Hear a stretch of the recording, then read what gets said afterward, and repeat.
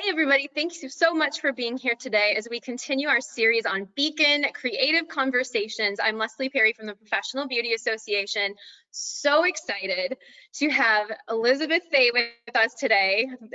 We just love you to death and cannot wait to have some conversations here.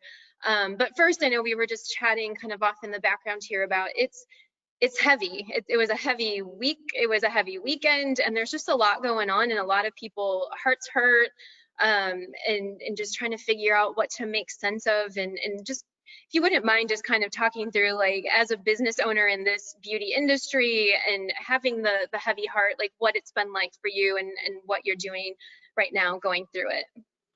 Yeah, I mean, 100%. I'm a white woman, and so I am not going through it the same way at all, or I'm not going to pretend like I'm going through it like our Black brothers and sisters out there. But I do, my heart is like, I've been shedding tears for others, for their pain. And I think the question for me is just been like, how can I educate myself? How can I learn more about privilege? How can I, as a business owner, look for opportunities and ways to be a part of a brighter and better future? How can I learn more about history? And so for me, it's been a lot of article reading, video watching. I ordered some books. I'm of course not an expert on the topic, but I think as a business owner and as a leader, as a hairstylist, as a mother, it's so important that we do something. And so, I mean, for us, as I'm a salon owner, a mother, a leader of a community, podcast host, all that stuff, a business coach, I feel like it's super important for me to learn how to not just be inclusive, but to show that I'm anti-racist and create environments where people are safe, give people speaking opportunities who have a different colored skin than me. How can I make relationships with people who are not in, community or friendships that I'm currently in. And so it's just been, how can I do that? How can we stand up as a company, whether it's our local business or global business, that we want to do more and we want to use our voices. And I think we've of course been posting and reading, but just like thinking about what we can do moving forward for the rest of our lives. And I've learned so much in like 3 weeks, honestly, and especially this weekend. My boyfriend and I have cried. We've talked to friends. We've just been learning a lot about how we can do better, because I need to do better. We all need to do better. Absolutely. Thank you for that. I just really appreciate that and your thoughts on it. And I know when you were at Beacon this past year, we were so fortunate to have you live at our event back when we could have live events, and we will again soon. We know we will. We look forward to that. But you talked a lot about pivoting, and that, I mean, I think even before this year got into full swing, pivot for you. I mean, we keep saying at PBA, we're like, oh my goodness, she was like forthcoming, like knew the future or something about pivoting and what we would maybe need to do just this year because of so much going on with a pandemic and natural disasters and all kinds of other things going on. And so talk about your journey and where that pivot and like how you learned to pivot and how you're getting more comfortable with that, and what that looks like as a career over time as you build that, the pivot idea. Yeah. Super funny, very true. So I give a keynote speech on pivoting, which has never been more true in our lives, but I think all success is a series of pivoting. And this year we've all truly been put to the test in so many different ways, from equality to our health, to our safety, to our finances, to business owners, to everything as members in our families, members in our local communities, to pivot if we want to get through this and our what our new tomorrow looks like. And so, I mean, my story of pivot goes way back to my childhood, and I share this in my keynote speech. But for me, I was a really troubled teenager. I got sent away to different schools, to different youth programs, drugs, boys, running away, self-harm, all the good stuff. I was in lots of trouble, and I ended up having a hairdresser who I was referred to when I was 12 years old. I had stolen box color, and I'd ruined my natural level 7, 8 blonde hair as a preteen, and was kicked out of the youth program I was in. It was a school. And I was asked to not come back into my hair look like a natural hair color. So I went back I took this business card. It said Robert Croming Salon. Brandon Holt was the hairstylist name. And if you guys know, that's in the Mandalay Bay in Las Vegas. It's a really fancy salon. If you're new to the beauty industry, maybe you don't know who Robert Croming is, but he's been in the industry a long time. He lives in the Paul Mitchell space. And anyway, so I walk into this famous salon. I get my hair done, and you can imagine that a color correction would be very expensive at a salon like that. And I do what we all do, and we sit in a hairstylist chair. I started sharing my heart and my worries and my life and what I was up to and everything, right? So this hairdresser quickly learned I was a troubled teenager and I was a kid looking for something. And I found so many things in that chair that I didn't know I was getting that day. I felt listened, heard, beautiful, seen, and loved, all in a hairstylist chair. I was able to connect with him, and I was able to feel things that I didn't feel at home, in my local community, at church, with friends, anywhere, but I felt it in a hairstylist chair. And I shared recently, we did a digital retreat because our retreat had to get moved. We had to pivot. I host a large retreat. For those of you who don't know, it's called Hair Love Retreat. And I really thought back to, all these things happen and we're like, why? What are we going to do? What now? What does this look like for me? Everything's a mess. They don't have the answers. We want certainty. There isn't certainty right now. There's change, and we have to be a part of it. And to be a part of it, we have to pivot. We have to pivot the way we think about things. We have to pivot the stories that we've told ourselves. We have to pivot our fears into something that moves us forward. And you have to, like your life depends on it, because it literally does. Tomorrow depends on it. Other people, the way they're treated depends on it. Your income depends on it. Your clients who want to see you on the other side of this, so that maybe the clients you don't even have yet because you're in school, are on the other side of this. And I just think back to how I felt as a 12-year-old girl in a hairstylist chair and the impact that made on my life, and how that is the core of what I do, is helping the hairdresser. The core of what you've done, sacrifice to go to hair school, you know what I mean, working 2 jobs, you're on unemployment right now, whatever your situation is, living with parents, living with roommates, living off of top ramen, like I get it, I've been there. And you're pivoting and you're doing it for that greater good. And you might not even know yet the kind of impact that you really get to have on people's lives as a hairdresser. But it is huge. It's so much more than just the hair.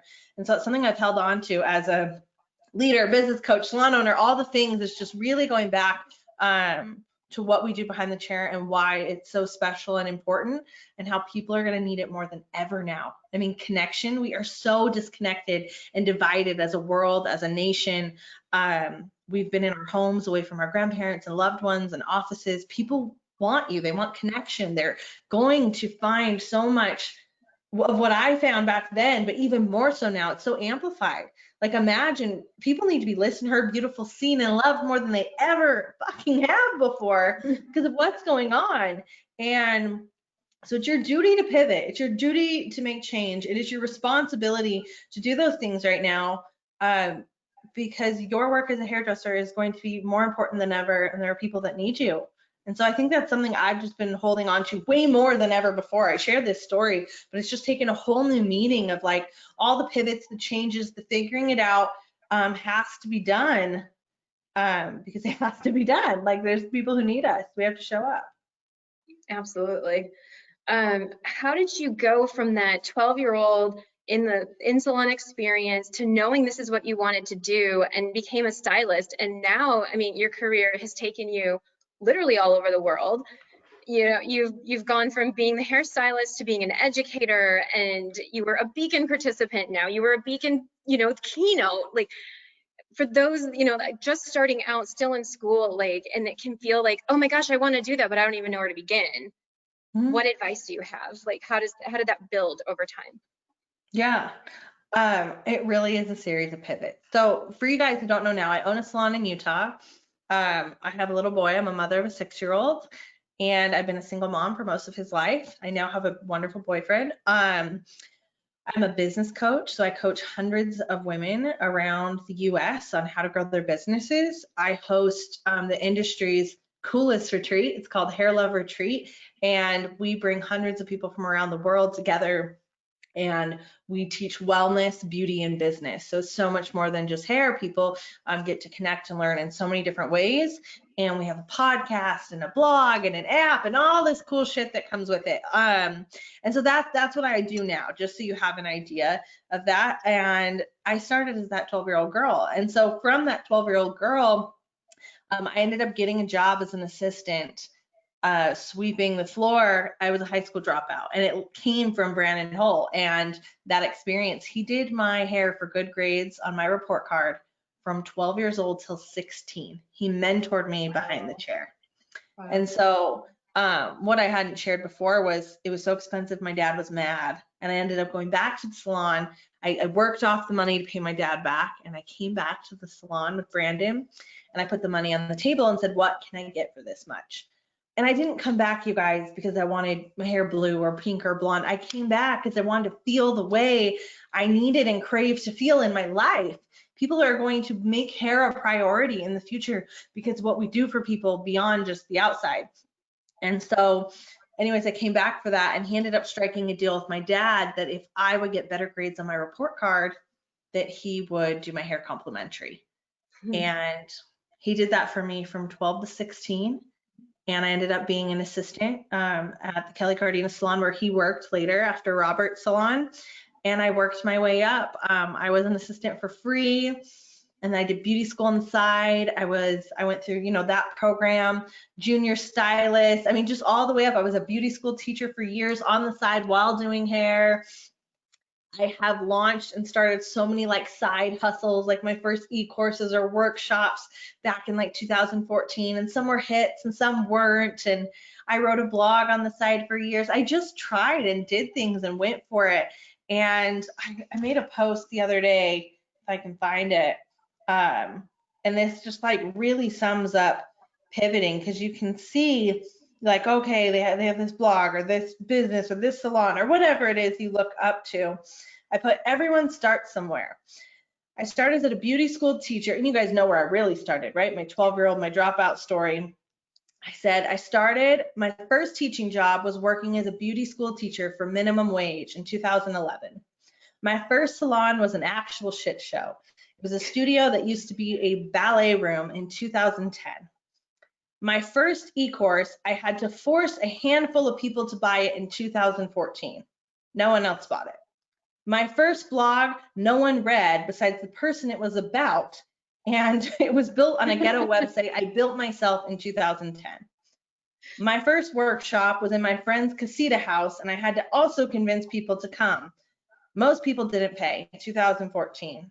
My first few events lost shit tons of money in 2017 and 18. The trick is being willing to go for it, mess up and try again, because you know you were called for greatness. And so it's just that trying and that pivoting, and you guys are going to do that.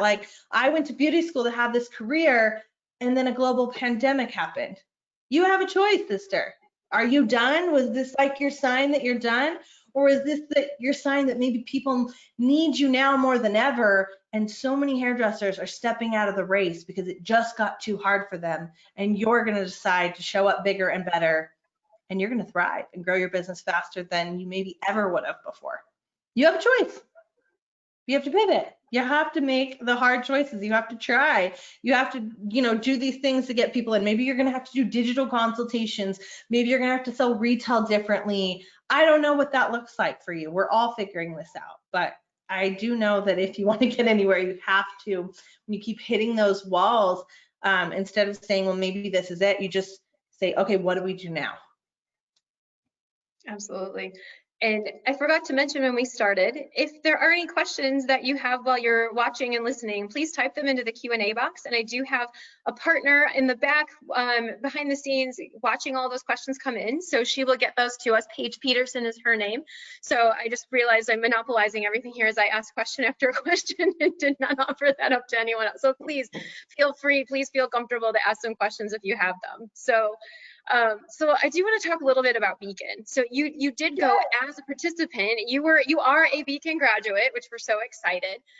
Tell us about that experience of what it was like for you then, and then we can also talk about what it was like coming back to the Beacon stage as the keynote to kick things off for us in 2020.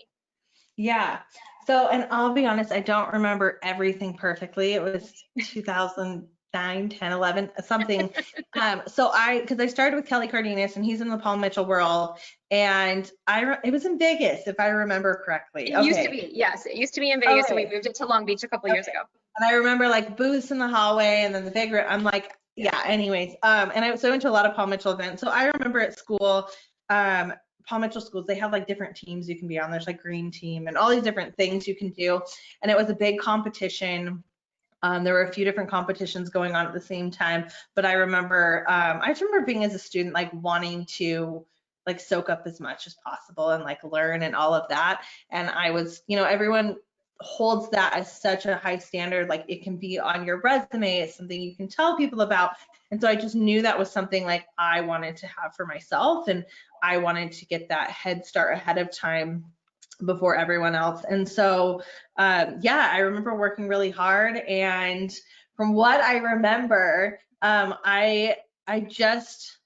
I remember like putting it on my resume, and I remember the little book we made at school vividly, that I remember. But I just remember like feeling so accomplished and feeling so excited, and it just helps you forecast what's possible and gives you like a huge leg up. And now being in events with a clear memory, like events that I do recently, I know the impact of events, of meeting those people, making those relationships, those right connections. And I think the biggest thing is you just see what's possible and see where people have been and where they're going. And they give you, advice that you're able to take home, but just really leaving being like, well, if they can do it, I can do it too. And I think that example is so important in every phase of your career, but especially the beginning, and especially right now, you know what I mean? To be able to have something to look up to and look forward to, and yeah. Yeah, for sure. Paige, I'm gonna take a quick break and see if there's any questions. It looks like there might be some coming in. I just want to take a pause for that if there are. Absolutely. We have Riley who who looks like she was at Beacon, and she said, I have my pivot pin from Beacon this past January, and I look at it every I have day. mine here. Just a second.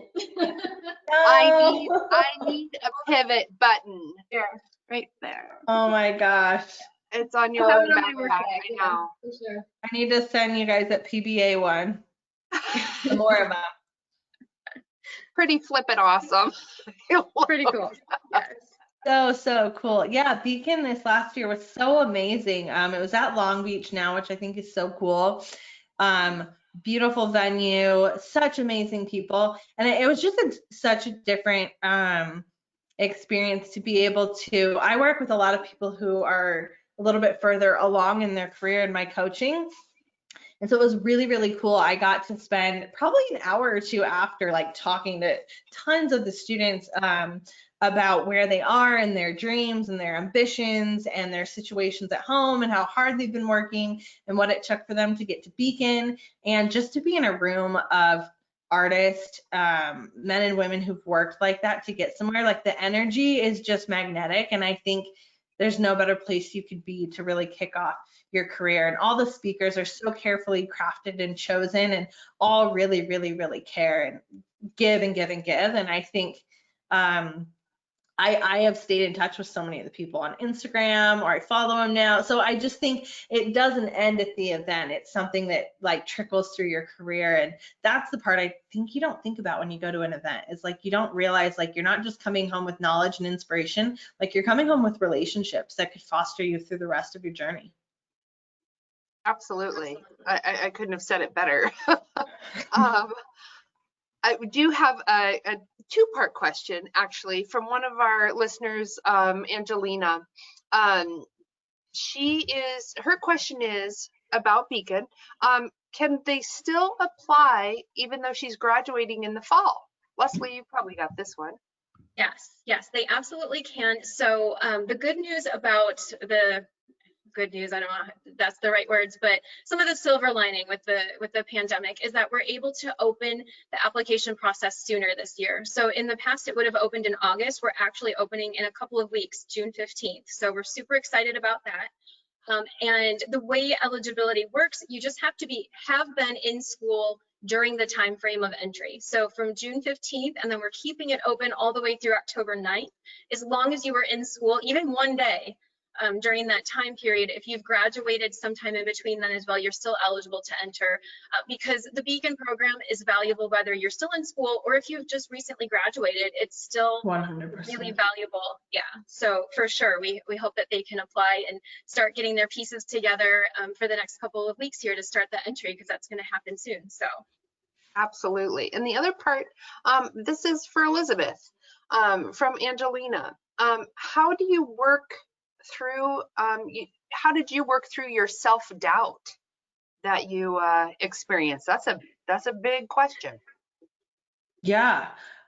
So here's the trick. It doesn't mean you're not going to be afraid when you leave, when you pivot, when you make changes.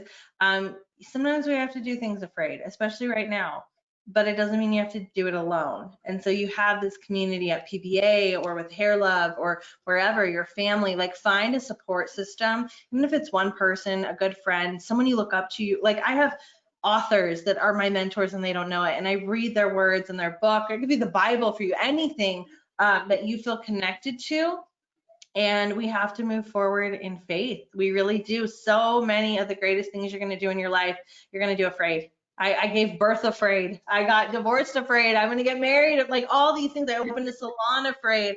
Like, but if you feel like it's what you're supposed to do and you're called to do it, you not doing it isn't making anything better just because you're afraid. You're just going to have to go for it, sister. great.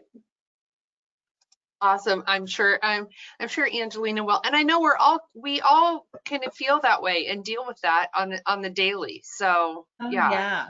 Not only advice for you, Angelina, for all of us. I still am I'm always afraid, I think, and I'm sure you guys can agree. And you've been through hard stuff. You've been through hair school or whatever you did before that, or your life. We've all been through, things in our life. The more you see that you can do something and overcome it, it builds your confidence in yourself. Like, okay, I graduated. That was really hard. I didn't know if I could do it, and I did it. And every new trial is the same thing. It's just like building that confidence muscle. And so I think where you use the word self-doubt, confidence is going to be building that. It's going to help you. But it doesn't mean you won't be afraid, but it might help a little bit with self-doubt and build like, hey, I can do it, even if I don't know how. Awesome. Sure. Thank you. Any other questions? Let's see, just one came in. Okay. Question from our friend Alexis. What is your best advice for someone coming straight out of school and entering a salon?